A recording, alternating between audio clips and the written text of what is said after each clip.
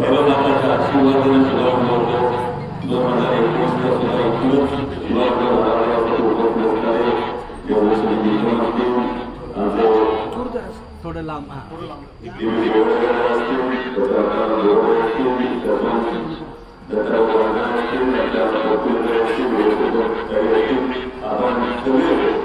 हा जास्त वेळ खरं तर बोलणार नाही.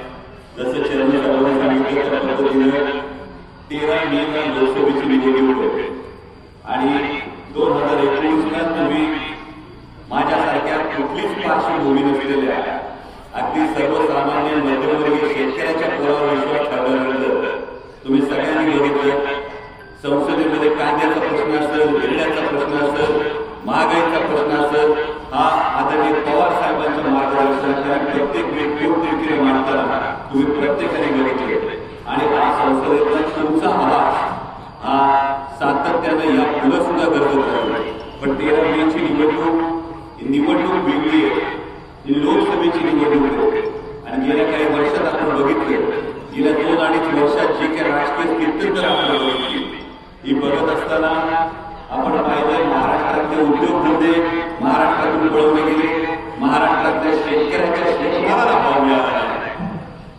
पण भारतीय जनता पक्ष त्यांच्या मित्र पक्षांनी कुणीही आवाज उठवला नाही.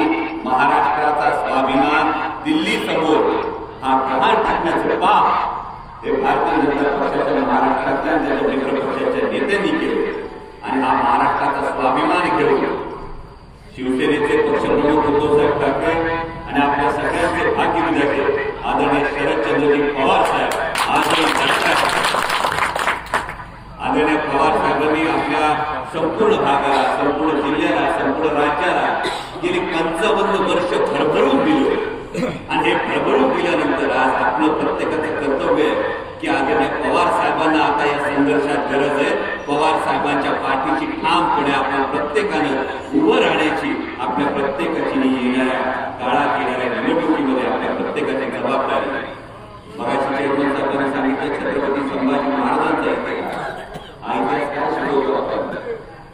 इतक्या मोठ्या दिल्लीपती समोर माझ्या छत्रपती संभाजी महाराजांनी गुडघे टेकले नाही, ते संघर्ष करत राहिले आणि म्हणून ही निवडणूक महाराष्ट्राच्या स्वाभिमानाची आहे. प्रत्येकाने आपल्या छातीवर हात ठेवून एकच प्रश्न विचारायचा आहे, जेव्हा संघर्षाची वेळ आली तेव्हा माना खाली घालून शरण जाणाऱ्यांच्या यादीत आम्ही उभे राहणार का छत्रपती शिवाजी महाराजांच्या शिकवणुकीनुसार ताठ मानेनं लढणाऱ्यांच्या यादीत उभे राहणार, हे आणि हे प्रत्येकाने ठरवत असताना आता जो काही टाका टाकण्यात आला निवडणूक चिन्हावर, पक्षावर, हा तुम्ही सगळ्यांनी बघितला.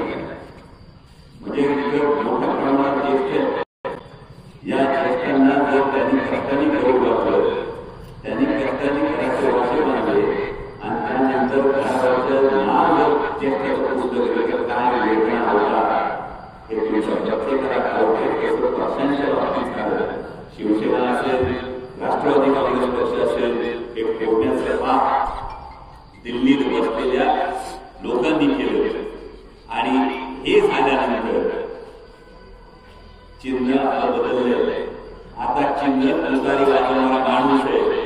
ही तुतारी फक्त राष्ट्रवादी काँग्रेस पक्ष शरदचंद्र पवार या पक्षाची नाही, ही तुतारी शेतकऱ्यांच्या स्वाभिमानाची आहे, ही तुतारी युवकांच्या भविष्याची आहे, ही तुतारी माता भगिनींच्या अभयाची आहे आणि ही तुतारी महाराष्ट्राच्या स्वाभिमानाची आहे. ही गोष्ट आपण सगळ्यांनी लक्षात ठेवा. आज स्वर्गीय